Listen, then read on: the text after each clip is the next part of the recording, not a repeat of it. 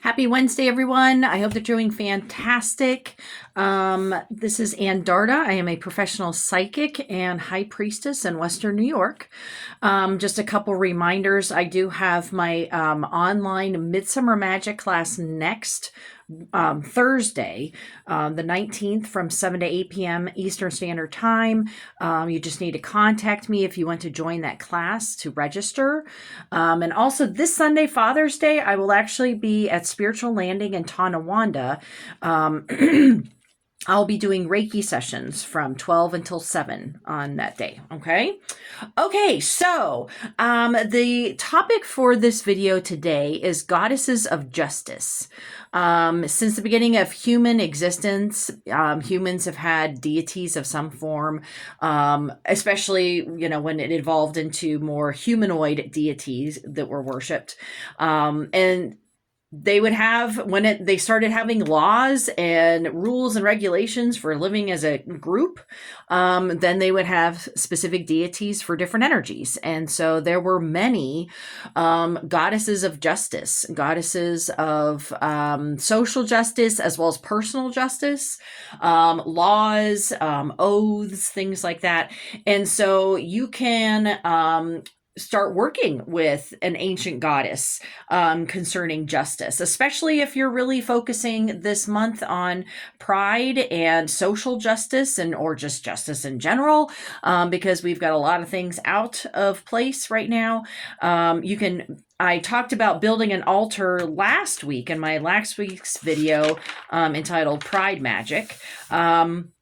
And so you can add to this. So this is, like a continuation of what I talked about last week concerning pride. You can build an altar for a specific goddess of justice. You can have candles. You can have statues. A lot of these goddesses aren't quite as well known. So there may not be actual statues created for them simply because there's not enough, companies that make the lesser known goddesses and gods. But you can just get a picture, or you can draw a picture. I mean, that is honestly much more meaningful if you can draw, create, make, sculpt, whatever, something that goes onto your altar, because that already has your energy onto it. And so that's a lot more magical than something that you purchased. So you can have these statues, pictures, any other objects. If there's a certain, objects such as like a gavel, if you have a gavel or something, the scales, you can put a scales for scales of justice onto your altar. And tonight is the full moon. So this is a perfect time to be doing some magic for social justice. There are many, many ancient goddesses of justice. I was just going to toss out a few, just if you're really interested in researching them. There are some Egyptian goddesses, Ma'at and Iniheret. So Ma'at is more of the Egyptian goddess of the underworld, concerning whether or not you get to move on to the underworld or not. Iniheret was the goddess of laws while you're still human. There were the Greek goddesses of Dike and Nemesis. African Masi goddess Tenga. There's the Spanish Jewish goddess Geburah. This is from the Kabbalah. And the Australian goddess Paul Pinklore, sorry. That is also a goddess of justice. The Russian Mokasha C, and the Norse goddess Sieglind. So those are all some different goddesses of justice in some capacity. Now, if you are specifically wanting some deities that are aligned with LGBTQ, there actually were many, many ancient deities that were dual gender or multi-gender that it seems like we were way more fluid as a species thousands of years ago, and then because of Christianity, everything became more narrow and rigid. So there are just a few of the androgynous or multi-gender deities. The Sumerian goddess deity Ninsiana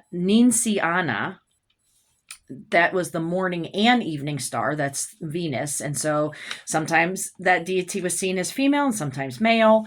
The Hindu deity Anandari, the Indonesian Deharian Buddhist deity Amitabha, Spanish Lustrian Bandua, Nigerian Chi, and the Polynesian deity Faimali / Fehulini, depending on if you're referring to them as masculine or feminine. So you could especially look into those specific deities that are really not as well known as some of the more traditional ancient gods and goddesses. But just having something that represents that dual gender or androgyny or whatever it is that you're wanting, you can put that onto your social justice / pride altar. So add these deities for your social justice altars from last week that I talked about. And you also actually just want to start building a relationship with these ancient deities. And it may take a while to really establish a connection. It's not like, the mainstream views of a deity that you call on them to get yourself a parking spot and then go about your merry way. It is a lot more back and forth. You connect with them, they connect with you, vice versa, an exchange of energies as opposed to you being a toddler just needing help all of the time.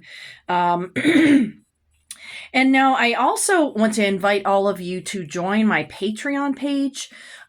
Usually I have a cutoff date for my August sale. So August is when I have my readings on sale.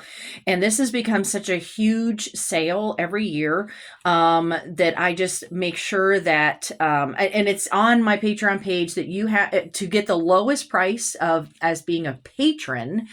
Then you have to have been a member on Patreon for at least 3 months.